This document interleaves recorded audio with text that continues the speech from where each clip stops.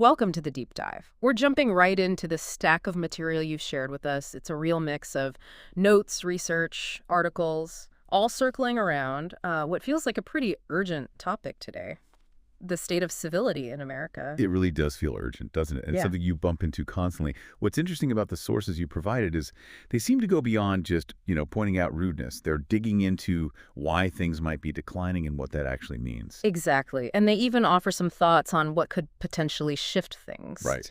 So our mission here for this deep dive is to really sift through these sources together. We want to pull out the key insights and help you understand what this information is telling us about, well, where incivility is cropping up, maybe what's fueling it, and what kind of paths forward are suggested in these pages. Sounds good. Let's get into it. Okay, so first up, how does this material actually describe incivility showing up? I mean, manifesting in the world.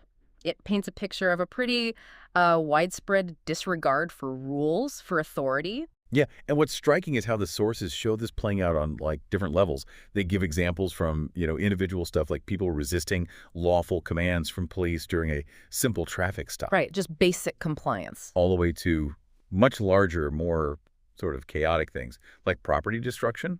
The sources specifically mention burning stores, apparently just out of anger or frustration. Wow. Okay. Okay. Exactly. And they also talk about disruptions at political rallies.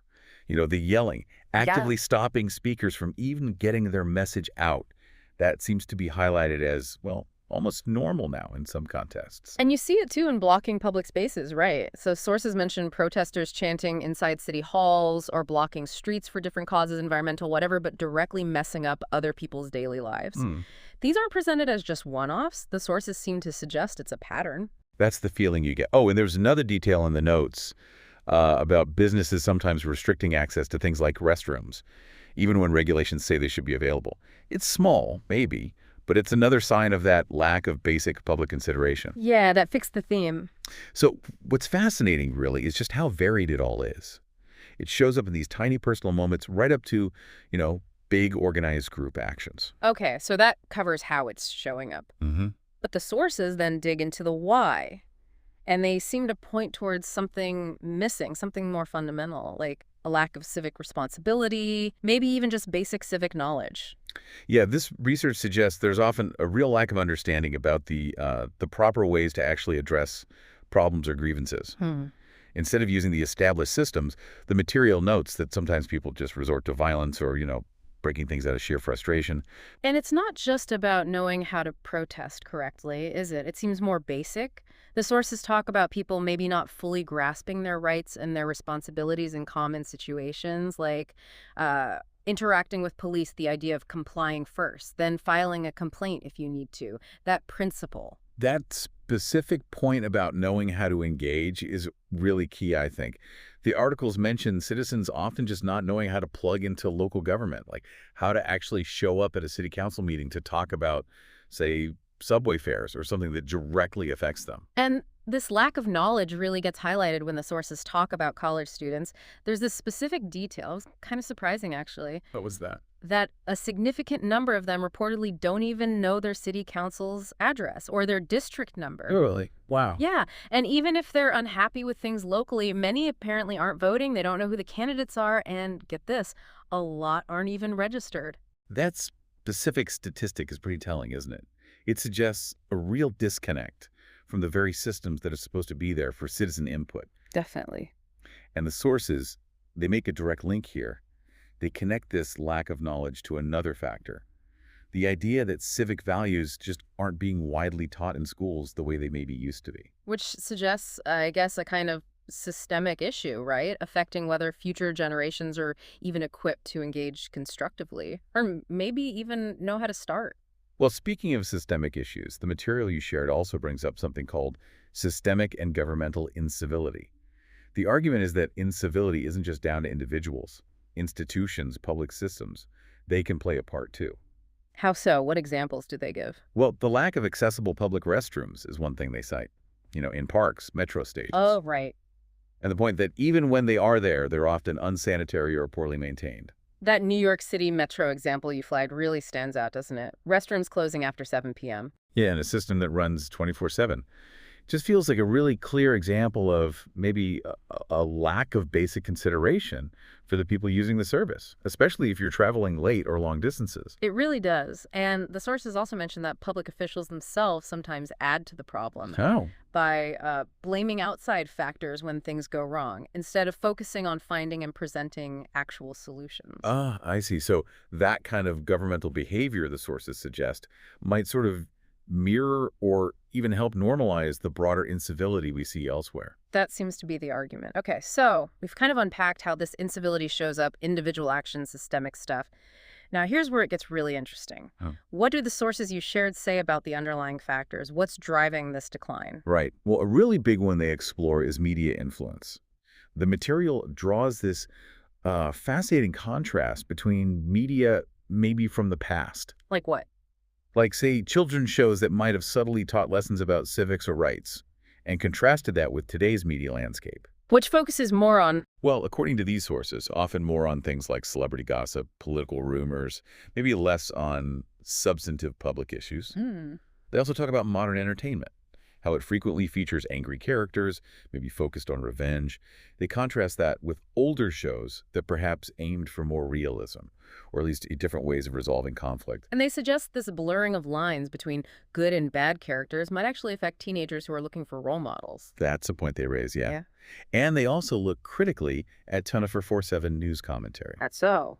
suggesting that the constant pressure for content, the old "if it bleeds, it leads" idea, can sometimes push things towards inciting public anger, maybe even violence unintentionally. And TV shows prioritizing fights over facts. Basically, yeah. Right. Prioritizing controversy to get ratings rather than just informing people. The sources seem to imply we should think about the incentives behind the content we consume. Makes sense. Conflict, rumors, narratives, they often grab more attention, more clicks than complex reporting or, educational stuff. Yeah. So the material suggests this whole media environment might be maybe inadvertently reinforcing or even promoting uncivil behavior. Media influence is one big factor. What else? The sources also mention something about misguided solutions and lack of accountability. Yeah, there's an argument presented that just piling on more laws, more regulations isn't always the fix. Sometimes it can even backfire. Is there an example? They give one about increasing alcohol restrictions on beaches. The sources suggest it didn't really stop underage drinking. It just pushed it elsewhere. Exactly. Push teenagers to find new, maybe riskier ways to get alcohol. The material contrasts that approach with maybe more practical things, like just having more patrols, more visible presence. Interesting. And what about the accountability part on the citizen side? Well, the sources argue that people often turn to the media first when they have a problem, maybe because it feels easier or more likely to get attention than actually going through the official channels, like going to the city council or working on solutions directly. Right.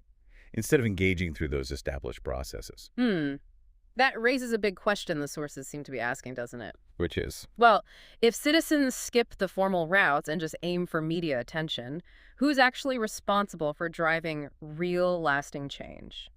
Or holding officials accountable through, voting and petitions and the like. That's a crucial point they make. The material suggests this lack of direct engagement can just let problems fester. And it makes a pretty strong claim that citizens need to demand changes in education, in how government works, at state and federal levels, if we want to break these cycles of incivility and sometimes violence. Okay, so that's a fairly sobering picture painted by these sources. Given all that, what do they suggest we can actually do about it? They seem clear that just passing more laws isn't the whole answer. Definitely not. They call for a much broader approach, sort of hitting the problem from multiple angles at once. So what kinds of actions are proposed? Well, one specific idea is for leaders, maybe political, community leaders, to actually talk directly with media companies about their content, about the kind of programming they're putting out, encouraging maybe more constructive values. Engaging the media creators themselves. Okay. What else? And, really critically, they call for citizens to step up their own participation How? by using those established channels we talked about. Voicing concerns, yes, but also proposing solutions, engaging constructively, not just, resorting to disruptive behavior or only trying to get media sound bites. So active, constructive participation. Exactly. And it may be the most fundamental suggestion, the one that seems to underpin a lot of this. It's the need to really bring back and emphasize teaching civic values in schools. The education piece again. Right. The sources frame it as essential for empowering future generations, giving them the basic knowledge and understanding they need to know their rights, their responsibilities, and just how to function effectively within their communities and society. It really feels like the core message across all these potential solutions is about shifting focus, doesn't it? Moving away from just blaming or using ineffective measures and towards, well, active, informed engagement and trying to rebuild some common ground, some shared civic understanding. I think that sums it up well. And the material, it does end on a pretty realistic note. It acknowledges you can't just wave a wand and solve every single problem. Right, it's complex. But the idea is that making concerted efforts across these different areas, media, citizen action, education, can genuinely improve things, make these tough challenges at least more manageable. Well, that was quite a journey through the material you provided for this deep dive. Yeah. We've looked at how incivility is showing up from, individual acts right up to systemic problems. Hmm. We dug into the factors. The sources point to things like media influence, these patterns of maybe misguided responses, and a real lack of civic engagement. Right. And we talked about the solutions suggested, which really emphasize active participation, education, and accountability pretty much across the board. Yeah, and I think the key takeaway reading through these sources is that really getting a handle on the problem means looking at it from all these angles at the same time. Individual actions, the systems we live in, and those bigger societal forces like media and education. And that understanding, according to this material, is really the essential first step if we're going to find a path forward. Seems that way. So, given how strongly these sources hit on that point about lack of citizen engagement through the proper channels, and how they stress the need for individuals to actually demand changes in things like education and how government works, here's maybe a final thought for you to chew on after this deep dive. Where does your responsibility begin in to address the decline of civility that these sources are describing?